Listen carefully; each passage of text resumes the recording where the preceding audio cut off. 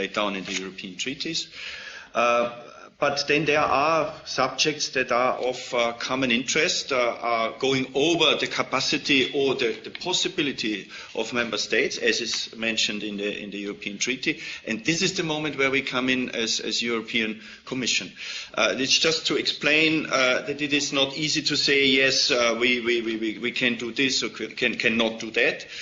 I think where the European Commission and the institutions have a possibility to go into it, hopefully, I know the reaction from those who are affected by it are not always positive, but hopefully, due to a very complicated, long-lasting process leading to preambles that have very short but 100,000 aspects, we try to get all those specific problems on board. I told you we are in this mixed process on the new forestry strategy. We have from beginning on stakeholders with us. Now, of course, you can discuss about stakeholders. They are, of course, not the whole public world, but they represent a big part of it. So I think.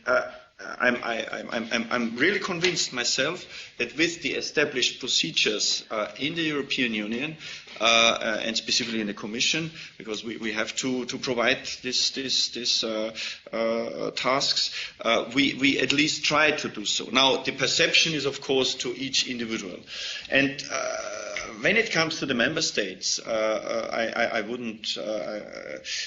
One cannot say member states wouldn't implement their own legislation. I think in Europe the level of discipline, so to say, is very high, and otherwise it wouldn't be possible to do even the job together. Because if we couldn't trust on this, how could we then start with our process? Thank you, Marcus. You have any comment about the implementing competence, Jan?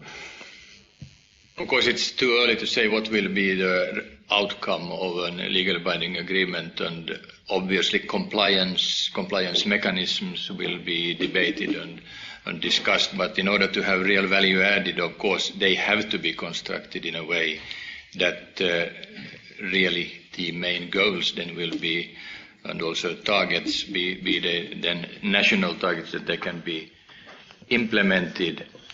To me, and I have been working for state forestry and private forestry, you always listen to his master's voice. And what is the master's voice? The national legislation, of course, and national incentives, and